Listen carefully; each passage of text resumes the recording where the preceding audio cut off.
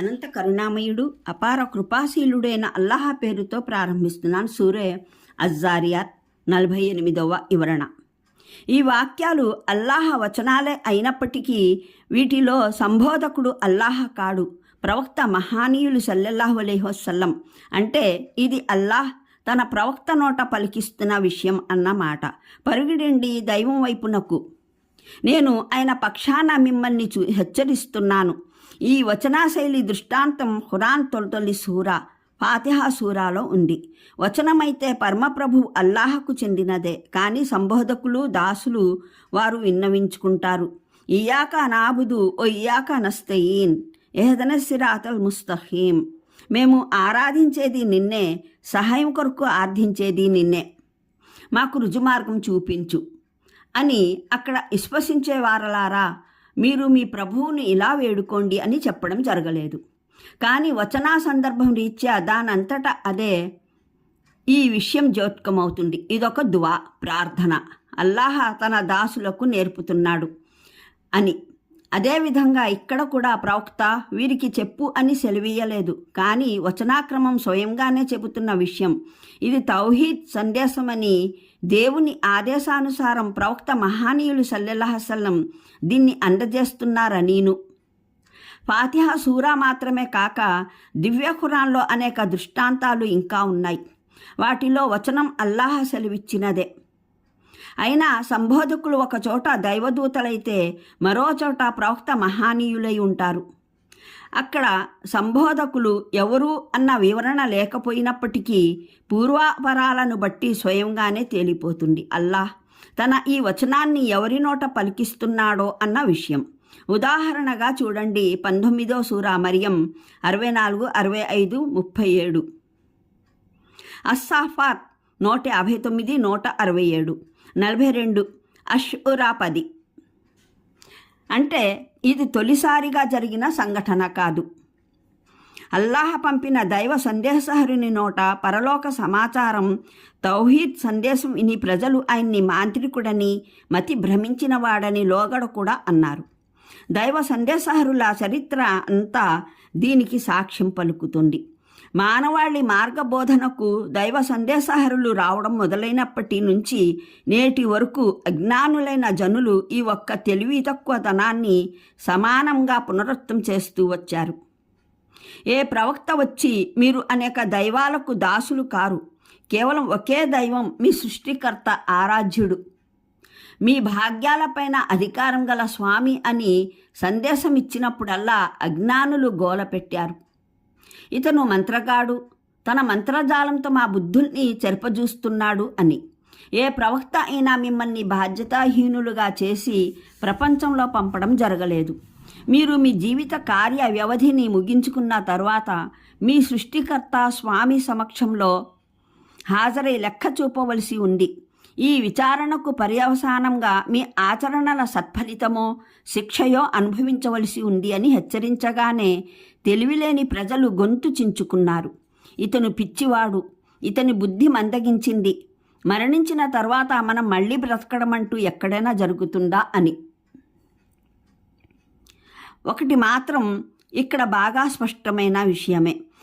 వేల సంవత్సరాల వరకు ప్రతి కాలంలో విభిన్న దేశాలు, విభిన్న జాతుల ప్రజలు ప్రవక్తల సందేశానికి ప్రతిగా ఒకే వైఖరిని అవలంబించడం, ఒకే విధమైన మాటలు వారికి విరుద్ధంగా కల్పించడం ఎలా సంభవమైంది?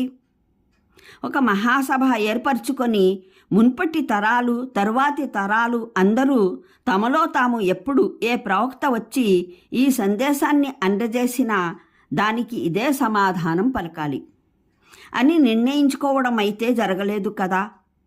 మరి అలాంటప్పుడు వారి వైఖరిలో సమానత, వారంతా ఒకే సమాధానాన్ని క్రమంగా పునరుక్తం చేయడం ఎలా సాధ్యమైంది అన్న ప్రశ్న తలెత్తవచ్చు.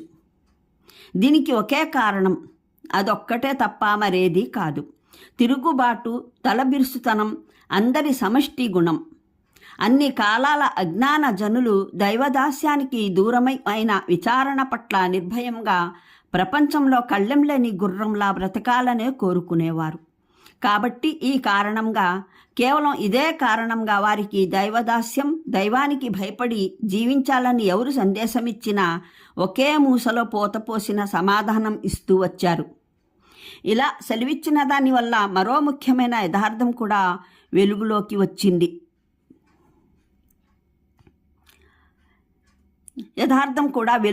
వస్తుంది. మార్గ విహీనత, మార్గ బోధన, మంచి చెడులు, న్యాయాలు తదితర ఆచరణల మూలాంకరాలు సహజంగానే మానవ ఆంతర్యంలో ఉంటాయి. అవి అన్ని కాలాలలోనూ, సమస్త భూమండలాలలోనూ సదా ఒకే రీతిలో బయలుపడతాయి. సాధనాలు, వనరులు వృద్ధి చెంది వాటి రూపాలు బాహ్యంలో ఎంతగా భిన్నమైనట్లు అగుపించినా అవి మటుకు మూలతః ఒక్కటే. నేటి మానవుడు ట్యాంకులు, విమానాలు, హైడ్రోజన్ బాంబులతో పోరాడిన, ప్రాచీన కాలపు మానవుడు రాళ్లతో, కర్రలతో పోరాడిన మానవుల మధ్య యథార్థానికి మౌలిక ప్రేరణలలో వెంట్రుకవాసి కూడా వ్యత్యాసం లేదు. అదేవిధంగా నేటి నాస్తికుడు తన నాస్తికత్వానికి వాదన ఆధారాల ఎన్ని రాసులు పోసినా అతను ఆ దారిన పోవడానికి ప్రేరకాలు మారలేదు. నేటికి 6000 సంవత్సరాల పూర్వం నాటి నాస్తికుని ప్రేరకాలే అవి మౌలికంగా ఇతని వాదన. మాజీ పూర్వగాముల వాదనకు ఏమాత్రం భిన్నమైనది కాదు. ఈ ఆయట్లో ధర్మ ప్రచారానికి సంబంధించిన ఒక నియమం తెలుపడం జరిగింది. దీన్ని క్షుణ్ణంగా అర్థం చేసుకోవడం అవసరం. ఒక సత్య సందేశకుడు ఒక వ్యక్తి సమక్షంలో సమంజసమైన, సహేతుకమైన ఆధారాలు, నిదర్శనాల ద్వారా తన సందేశాన్ని ప్రస్ఫుటంగా అందజేసిన తరువాత, అతని సందేహాలు, అభ్యంతరాలు, వాదనలకు సమాధానాలు ఇచ్చిన తరువాత సత్యాన్ని విశదపరిచే అతని బాధ్యత, అతని విధి తీరిపోతుంది. ఆ తర్వాత కూడా ఆ వ్యక్తి తన విశ్వాసం, తన అభిప్రాయాలపైన మొండిపట్టు పట్టినట్లయితే దాని బాధ్యత సత్య సందేశకుని పైన ఏ విధంగానూ రాదు. ఆ తర్వాత కూడా సందేశకుడు ఆ వ్యక్తి వెంటపడి ఉండవలసిన అవసరం లేదు.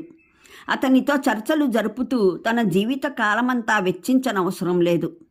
అతను ఏ విధంగానైనా ఆ ఒక్క వ్యక్తికి తన అభిప్రాయంతో ఏకీభవింపజేయడమే తన బాధ్యతగా భావించవలసిన అవసరము లేదు.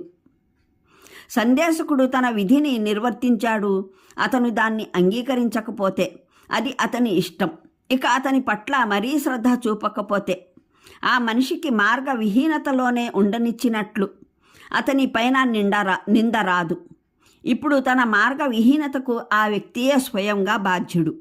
దైవ సందేశహరులు సల్లల్లాహు అలైహి వసల్లంను సంబోధించి ఈ నియమం తెలుపడానికి కారణం, దైవం మన్నించుగాక, ఆయన తన ధర్మ ప్రచార కార్యంలో అనుచిత రీతిలో జనుల వెంట పడగా అల్లాహ్ ఆయన్ని ఆపదలచడం కాదు. వాస్తవానికి దీన్ని ఇక్కడ తెలుపడానికి కారణం, సత్య సందేశకుడు కొందరిని వీలైనంత హితోధికంగా, సహేతుక రీతిలో సత్యాన్ని బోధపరిచే బాధ్యతను నెరవేర్చిన తరువాత ఎదుటి వారిలో మంకుతనం, పిడివాద ధోరణులు పసిగట్టి వారికి దూరమవడం మొదలెట్టగానే వారు అతని వెంట పడిపోతారు.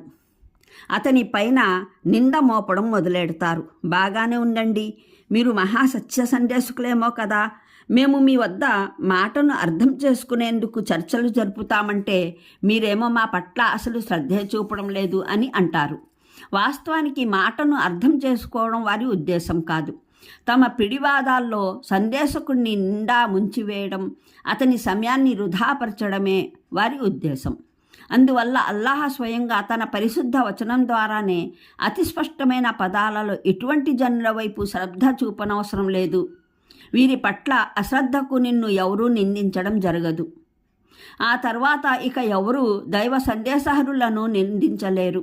మీరు తెచ్చిన గ్రంథం రీత్యా మీరు మాకు మీ ధర్మాన్ని బోధపరచడానికి నియుక్తులై ఉన్నారు. మరి అలాంటప్పుడు మీరు మా ప్రశ్నలకు సమాధానాలు ఇవ్వరేమిటి అని అడగలేరు. అనంత కరుణామయుడు, అపార కృపాశీలుడైన అల్లాహ్ పేరుతో ప్రారంభిస్తున్నాను. సూరే అజ్జారియాత్ 48వ వివరణ. ఈ వాక్యాలు అల్లాహ్ వచనాలే అయినప్పటికీ వీటిలో సంబోధకుడు అల్లాహ్ కాడు, ప్రవక్త